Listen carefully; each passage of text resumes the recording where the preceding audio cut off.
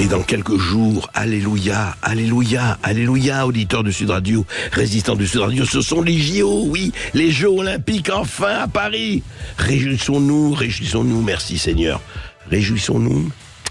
Je ne sais pas, parce qu'il y a quand même un certain nombre de choses qui posent un réel problème. On en parle tout de suite. Sud Radio Berkov dans tous ses états. Oui, Sabine Paturel, mais même quand t'es là, je ne sais pas ce qui se passe, notamment avec la maire de Paris que le monde entier nous envie, l'indestructible, l'inénarrable, l'ineffaçable et l'insubmersible Anne Hidalgo, d'ailleurs que nous attendons tous, et je vous prie de monter sur Paris le 23 juin, au moment où elle va plonger, illustrant ainsi le théorème d'Aristote, on verra ça.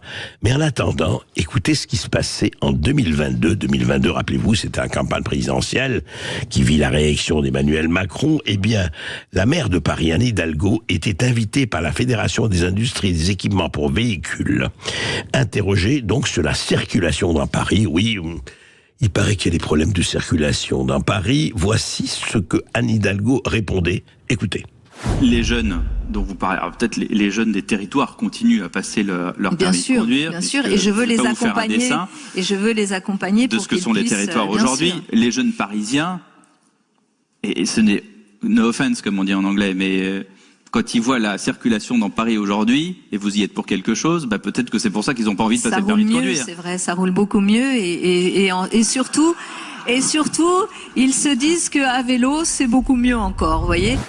C'est magnifique, vous avez entendu les éclats de rire de la salle, hein, pendant ça roule mieux, ça roule beaucoup mieux. Rappelez-vous d'ailleurs que l'un des slogans d'Anne Hidalgo pendant sa campagne présidentielle était je ferai pour la France ce que j'ai fait pour Paris. Grâce à quoi elle a fait, je ne sais pas, 1,5 à 2% de suffrage.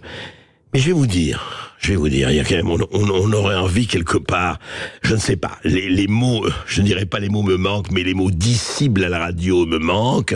Quand je pense, je vous donne un cas personnel, mais je suis parti, j'habite Paris, je suis parti de mon quartier de l'Opéra pour arriver aux studios de Sud Radio qui sont à Boulogne. J'ai mis 1h30, parce que vous savez, quand on dit ça roule mieux, quand on entend quelqu'un de responsable pouvant prononcer ces mots, ça roule mieux, où il y a 7000 chantiers dans les rues de Paris, où on ne peut pas circuler quelque part sans qu'il y ait un barrage et des plots.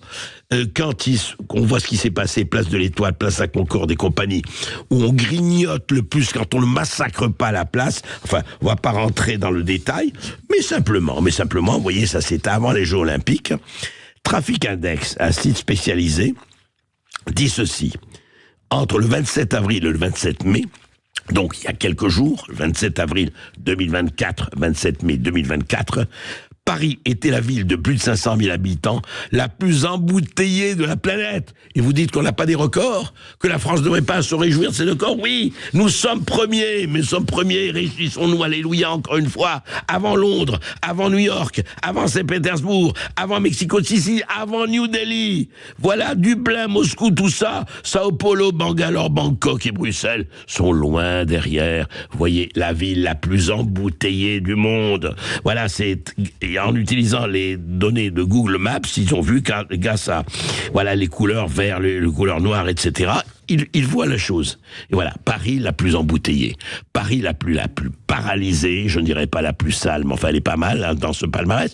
Voilà, et alors on nous dit oui, attendez, mais c'est les Jeux Olympiques, on fait tellement de travaux pour les Jeux Olympiques, mais on fait autre chose. On va en parler tout de suite avec Antoine Boitel qui a écrit le calvaire sécuritaire. Mais en attendant, Madame Hidalgo, le calvaire des Parisiens et de tous ceux, et ils sont très nombreux, ils sont des millions, qui viennent à Paris pour essayer d'en profiter, vous appelez ça que ça roule mieux? Vous appelez ça une perfection? Madame Hidalgo, s'il vous plaît, allez plonger dans la Seine, je vous assure, on sera ravis d'aller nous baigner avec vous.